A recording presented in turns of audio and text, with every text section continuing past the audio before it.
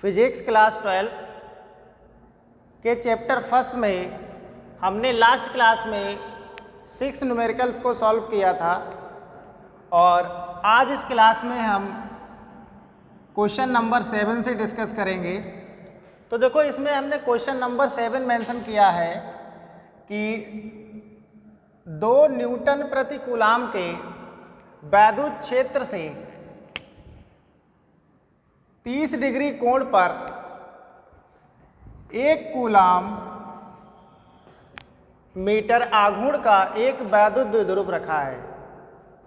वैद्युत द्विध्रुव पर लगने वाले बलयुग्म की गणना कीजिए। तो देखो क्वेश्चन फर्स्ट क्या है। क्वेश्चन फर्स्ट है हमारा कि 2 न्यूटन प्रति कूलाम के वैद्युत क्षेत्र से 30 डिग्री कोण पर 1 कूलाम मीटर आघूर्ण का एक वैद्युत द्विध्रुव रखा है। तो वैद्युत द्विध्रुव पर लगने वाले बलयुग्म की गणना कीजिए। तो देखो सबसे पहले देखेंगे कि इस क्वेश्चन में हमें गिवन में क्या दे रखा है। तो गिवन में हमें दे रखा है, क्या कह रहा है देखो, 2 न्यूटन प्रति कूलाम के वैद्युत क्षेत्र से। तो वैद्युत क्षेत्र की तीव्रता दे रखी है E = 2 न्यूटन पर कूलाम। फिर क्या कह रहा है, वैद्युत क्षेत्र से क्या कह रहा है देखो 30 डिग्री के कोण पर, यानी कि थीटा बराबर कितना दे रखा है, थीटा बराबर 30 डिग्री के कोण पर 1 कूलाम मीटर आघूर्ण का एक वैद्युत द्विध्रुव रखा है।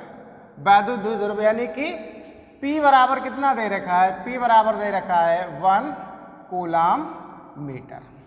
निकालना क्या है, क्वेश्चन में कह रहा है कि लगने वाले बलयुग्म की गणना कीजिए, यानी कि टाउ = क्वेश्चन मार्क। तो इस क्वेश्चन में हमें क्या सॉल्व करना है, बलयुग्म निकालना है, यानी कि टाउ = क्वेश्चन मार्क। और ये फार्मूला होता है टाउ बराबर PE sin थीटा। क्या होता है, टाउ बराबर PE sin थीटा। अब देखो इसमें ये वैल्यू पुट कर देंगे तो ये क्या आ जाएगा, टाउ = P कितना है देखो 1 × और वैद्युत क्षेत्र की तीव्रता कितनी दे रखी है आपको 2 और इंटू कितना हो जाएगा साइन 30 डिग्री। अब देखो साइन 30 डिग्री का मान कितना होता है, साइन 30 बराबर होता है 1/2। तो इसकी वैल्यू पुट कर दोगे तो क्या आ जाएगा, टाउ = 1 × 2 और साइन 30 का मान 1/2। साइन 30 का मान कितना हो जाएगा, 1/2 हो जाएगा। अब देखो ये 2 से 2 कैंसिल हो जाएगा तो बचेगा क्या, 1 × 1, तो टाउ बराबर आ जाएगा 1 न्यूटन मीटर। तो पहले क्वेश्चन का हमारा आंसर आ जाएगा 1 न्यूटन मीटर। तो देखो अगला क्वेश्चन देखते हैं।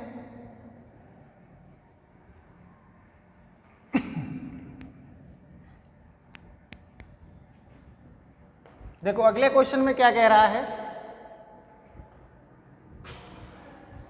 कह रहा है कि 1 कूलाम बिंदु आवेश से वायु में 1 मीटर की दूरी पर, देखो क्या कह रहा है, 1 कूलाम बिंदु आवेश से वायु में 1 मीटर की दूरी पर कितना वैद्युत क्षेत्र उत्पन्न होगा।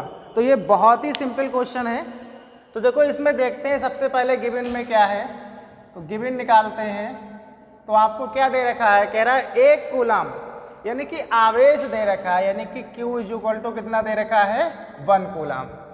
फिर क्या कह रहा है, वायु में 1 मीटर की दूरी पर, यानी कि R बराबर दे रखा है 1 मीटर। R बराबर कितना दे रखा है, 1 मीटर की दूरी पर कितना वैद्युत क्षेत्र उत्पन्न होगा। अब वैद्युत क्षेत्र को किससे डिनोट करते हैं, E = क्वेश्चन मार्क। तो फार्मूला लगा दीजिए वैद्युत क्षेत्र का, क्या होता है, E = 1/4 पाई ε0 Q/r²। तो वैल्यू पुट करिए, 1/4 पाई ε0 का मान क्या होता है, हमने आपको कल भी बताया था। तो ये होता है 9 × 10⁹ इंटू Q का मान कितना है 1 कूलाम। तो ये क्या हो जाएगा 1/, और R कितना दे रखा है 1 मीटर, यानी कि 1 का स्क्वायर। अब देखो 1 का स्क्वायर करोगे तो 1 ही आएगा। तो 1 से 1 में जब डिवाइड करेंगे तो यही मान आ जाएगा आपका इक्वल टू 9 इंटू 10 की पावर 9, क्या आ जाएगा आपका ये वैद्युत क्षेत्र किस में आएगा, न्यूटन पर कूलम। वैद्युत क्षेत्र का मान किस में आएगा, न्यूटन प्रति कूलम में। अब देखो क्वेश्चन नंबर 3 देखते हैं। क्वेश्चन नंबर 3 क्या है,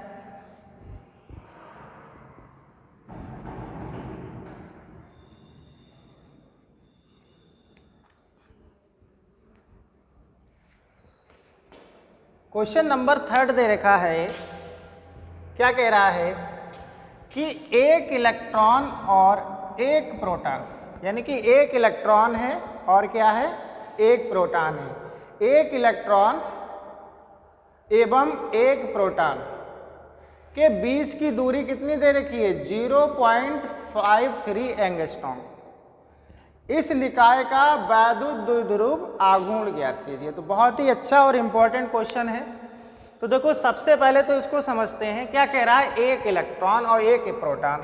तो देखो इलेक्ट्रॉन पर कैसा चार्ज होता है, माइनस का होता है, और प्रोटॉन पर कैसा चार्ज होता है, पॉजिटिव होता है। और वैद्युत द्विध्रुव क्या होता है, वैद्युत द्विध्रुव में क्या होते हैं, दो आवेश होते हैं, लेकिन नेचर में एक दूसरे से कैसे होते हैं, अपोजिट होते हैं। तो देखो यहाँ भी क्या है, एक इलेक्ट्रॉन है और एक क्या है, प्रोटॉन है। तो इससे ये हमारा क्या है, एक इलेक्ट्रिक डायपोल बना रहे हैं। अब इलेक्ट्रिक डायपोल के बीच की दूरी क्या होती है, वैद्युत द्विध्रुव के बीच की दूरी क्या होती है, 2L होती है। ठीक है, तो देखो ये क्या कह रहा है, एक इलेक्ट्रॉन एवं एक प्रोटॉन के बीच की दूरी कितनी है, 0.53 एंगस्ट्रॉम।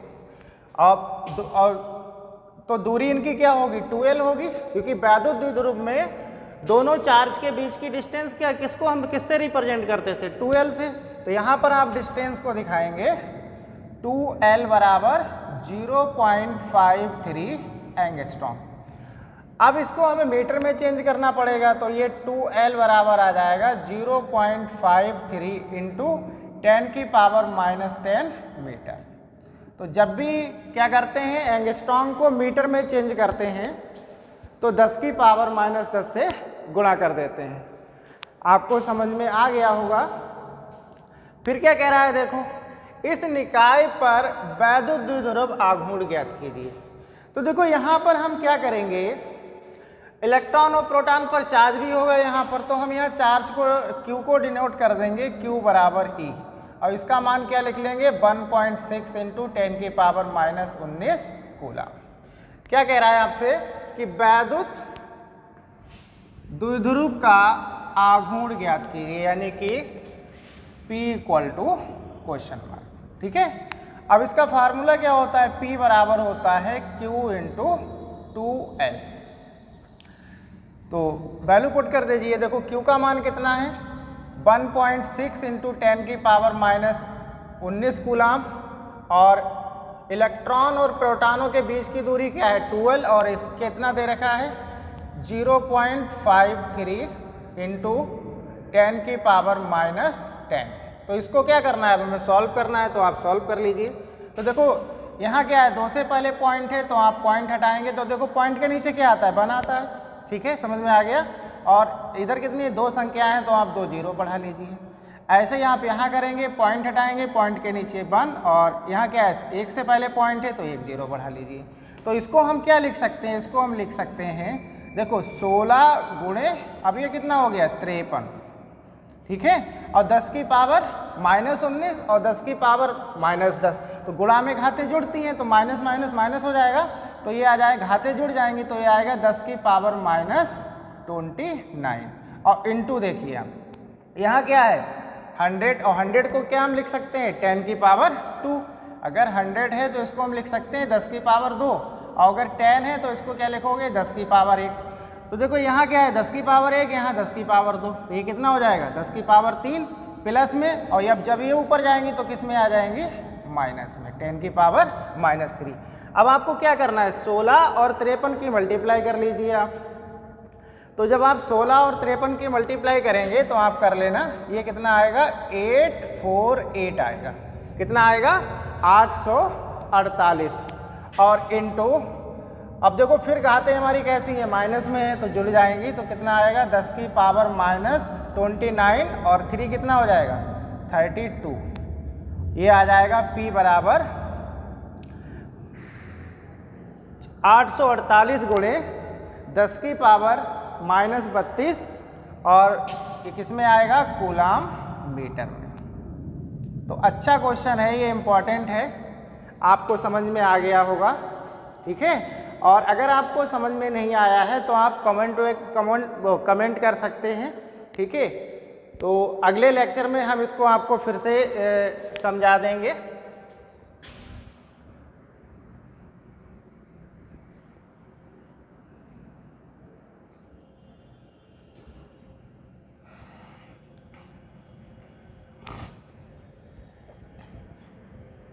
तो देखो नेक्स्ट क्वेश्चन है आपका, क्वेश्चन नंबर होगा आपका क्वेश्चन नंबर 10। क्या कह रहा है, यदि शुद्ध जल का परावैद्युतांक, क्या कह रहा है, यदि शुद्ध जल का परावैद्युतांक 81.0 हो तो, क्या कह रहा है, शुद्ध जल का परावैद्युतांक 81.0 हो तो इसकी निरपेक्ष वैद्युतशीलता कितनी होगी। ये भी आपका आया हुआ क्वेश्चन है, बोर्ड के एग्जाम में इम्पोर्टेंट है। तो देखो इसको समझेंगे। तो यहाँ पर जो क्वेश्चन में हमें गिवन में दे रखा है, क्या दे रखा है, कह रहा है यदि शुद्ध जल का परावैद्युतांक कितना हो 81 हो, यानी कि K बराबर दे रखा है आपके पास 81। निकालना क्या है, निरपेक्ष वैद्युतशीलता, और निरपेक्ष वैद्युतशीलता को डिनोट करते हैं epsilon is equal to question mark. तो देखो यहाँ पर जो एप्सिलॉन का फार्मूला होता है वो होता है epsilon is equal to K into epsilon naught. अब देखो एप्सिलॉन नॉट क्या है, एप्सिलॉन नॉट हमारा निर्वात या वायु की वैद्युतशीलता है, और इसका मान हमने आपको कूलाम्स लॉ में निकलवाया भी था, आप देख लेंगे।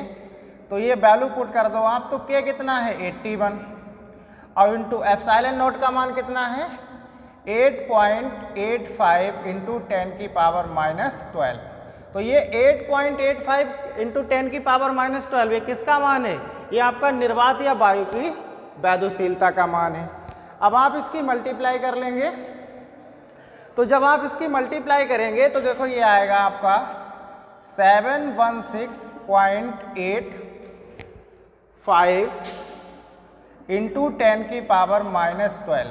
ठीक है, और या करके आप अगर लिखना चाहें तो इसको लिख सकते हैं एप्सिलॉन इज इक्वल टू, ये पॉइंट को आप जब इधर लाएंगे तो ये 2 पावर कम आ जाएगा, तो आएगा 7.17। अब देखो 7 क्यों लिखा है, क्योंकि पॉइंट के इधर क्या 8 है, तो इसको जब हटाएंगे तो इससे पहले एक क्या हो जाएगा 8 हो जाएगा, और इंटू कितना आ जाएगा 10 की पावर माइनस कितना आएगा -10। अभी किस में आएगा कूलाम स्क्वायर पर न्यूटन मीटर स्क्वायर। तो ये बहुत ही इम्पॉर्टेंट क्वेश्चन है, आप इसको सॉल्व कर लेंगे, एग्जाम में पूछा गया है आपके ये। ठीक है, तो देखो अगला क्वेश्चन देखते हैं। अगला क्वेश्चन क्या है, कह रहा है कि 5 इंटू 10 की पावर माइनस 4 कूलाम आवेश पर 5 इंटू, देखो क्या दे रखा है 5 इंटू 10 की पावर माइनस 4 कूलाम आवेश पर 2.25 न्यूटन का बल कार्य करता है। उस बिंदु पर क्या निकलवा रहा है, वैद्युत क्षेत्र की तीव्रता ज्ञात कीजिए। तो देखो इसको भी सॉल्व करते हैं।